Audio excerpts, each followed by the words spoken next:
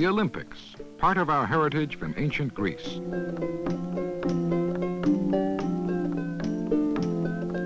This temple, like the Olympics, is another lasting symbol, a reminder of a certain time and place. The time,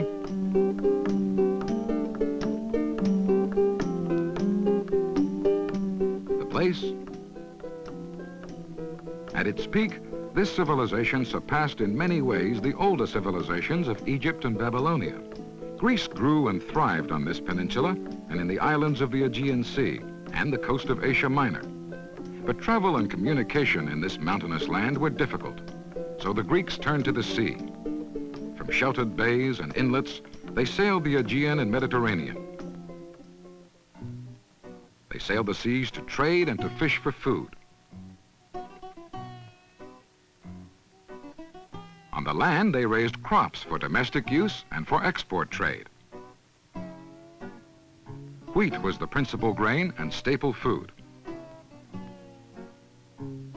Grapes were pressed to make wine.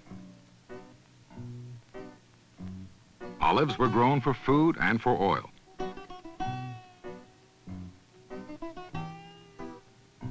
Pottery vessels were used to store oil, wine, wheat, and other products. They were handmade on a potter's wheel and often decorated with familiar scenes. Merchants weighing grain to sell. Women at work in their homes. Taking care of children. Spinning.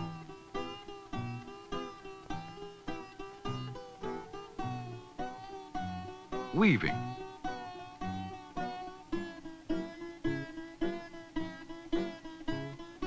And religious activities, all part of daily life in the city-states of ancient Greece.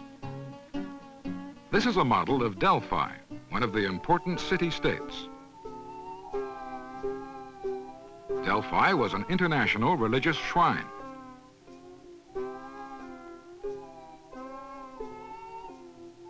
Other important and wealthy cities were Thebes, Athens, Corinth, and Sparta.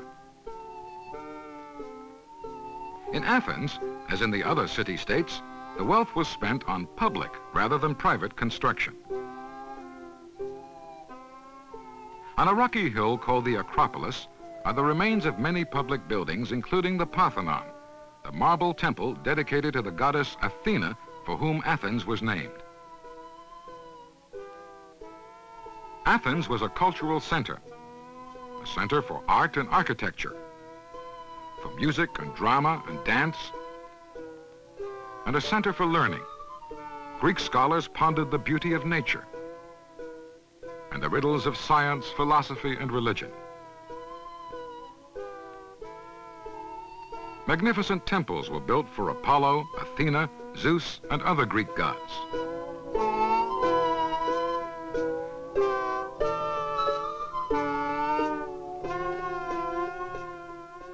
In the Athens of 2,500 years ago, men would gather to discuss politics, war, art, and religion. Women, foreign-born merchants, and slaves were not allowed the rights of citizens.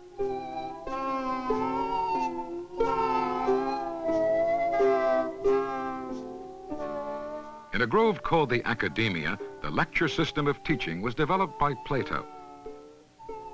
Young male citizens came to his academy to learn from Plato and other philosophers. Their ideas have had a lasting influence on Western civilization. A tyrant is one who is so dominated by fear and lawless appetites that he creates around him a havoc as great as that in his own soul. On wax tablets, students took notes from lectures on many subjects: human conduct, government, citizenship. Perhaps they learned of those pieces of pottery called ostracan, and which a name was written in the form of a secret ballot for banishment in earlier days. Ostracan votes were cast against someone to exclude or ostracize that person. Politics was one of many subjects taught in the academy. Aristotle, a pupil of Plato's, became an authority on politics, ethics, physics, logic, and biology. He developed the basis for scientific investigation. Other Greeks studied mathematics and developed theories like those of Euclid and Pythagoras.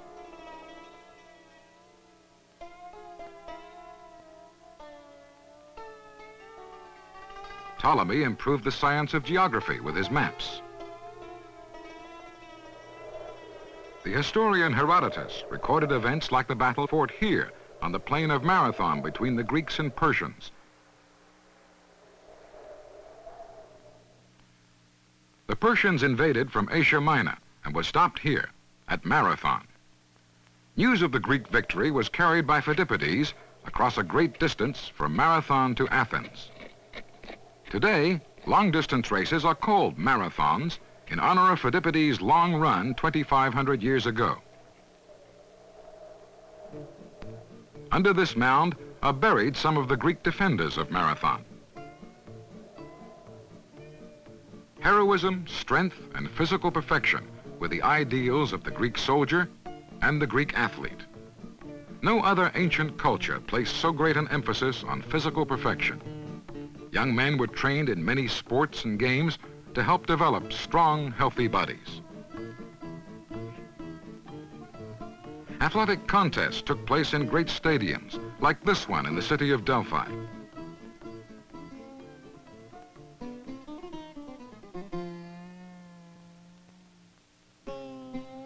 Many cities had a theater, for drama was very important. In this theater, Athenians watched plays by writers whose works are still known. Comedies by Aristophanes, tragedies by Aeschylus, Sophocles, and Euripides. Plays they saw, we still see. Words they heard in ancient Greek, the world still hears in many languages. Medea, I bid you go hence from this land into exile, taking with you your 2 sons. And tarry not, I am here to see this sentence fulfilled. The boundaries of my realm I cast you from. No, I am utterly destroyed. My enemies with full sail bear down upon me. Safe landing place from ruin there is none. Yet will I ask, downtrodden though I am, for what cause, Creon, do you banish me? I fear you. What need for veiled words? The Greeks loved all art forms. Sculpture flourished and reached toward perfection. In Greek sculpture, we find the ideal of the human body often reflected in representations of the Greek gods. Zeus, supreme over all other gods.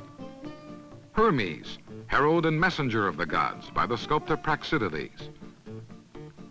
It is considered one of the finest human figures ever sculpted. A favorite subject for sculptures was Athena. Her statue stood inside her temple, the Parthenon. The outside was decorated with elaborate sculptures.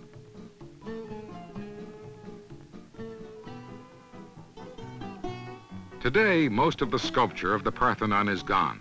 The building is in ruins. But the Parthenon still stands as one of the symbols of ancient Greece, a reminder of that great culture's lasting influence on our Western civilization that developed from it.